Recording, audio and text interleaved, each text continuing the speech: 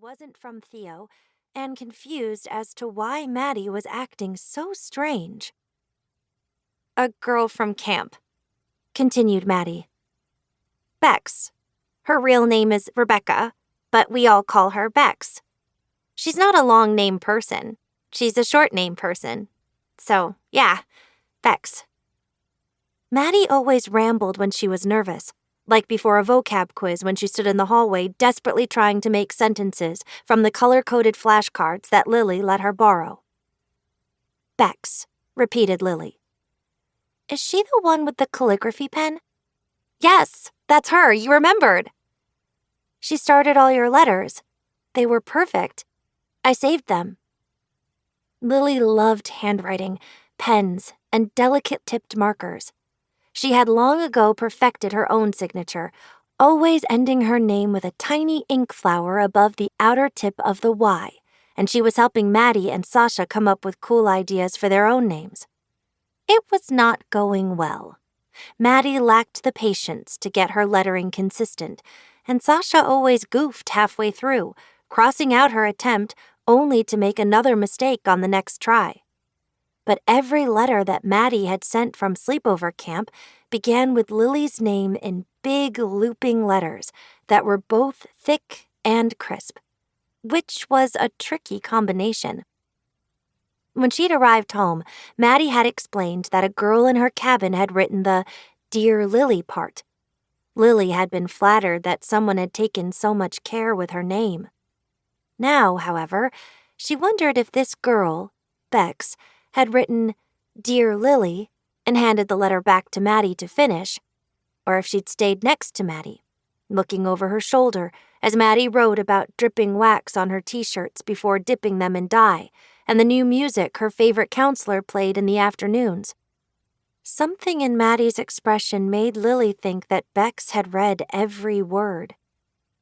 "I like her," said Maddie. "Okay," said Lily. Maddie was allowed to have other friends, but did her other friend have to be so talented at the one thing that Lily was good at? Did she have to text Maddie at lunch, which was their only time to really talk during the school day? Lily wished she was cooler than to have these dumb, jealous thoughts.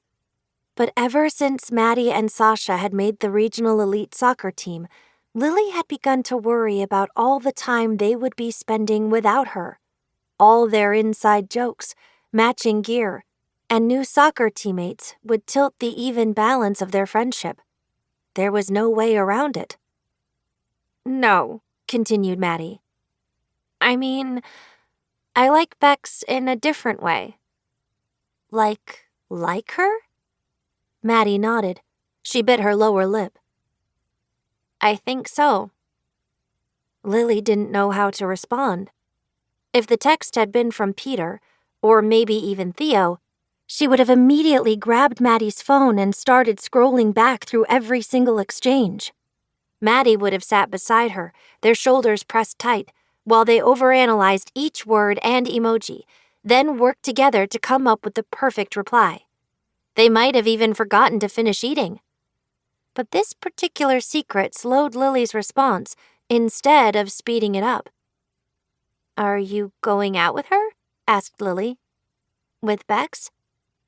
It was a question at the top of a mountain of other questions, like, "Are you gay? What does it feel like? How do you know?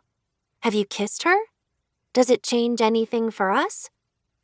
"We're just friends for now," said Maddie. "But we both know that we like each other. We talked about it this summer right before camp ended."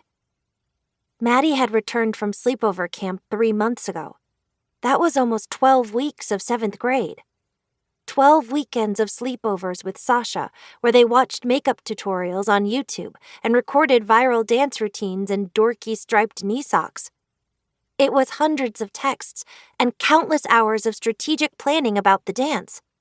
Throughout it all, Maddie had never mentioned having feelings for Bex. "Don't tell anyone," said Maddie. "I'm not embarrassed or anything. It's just tricky to say out loud. Like, it's hard to know when to tell people." "Do your parents know?" Maddie shook her head.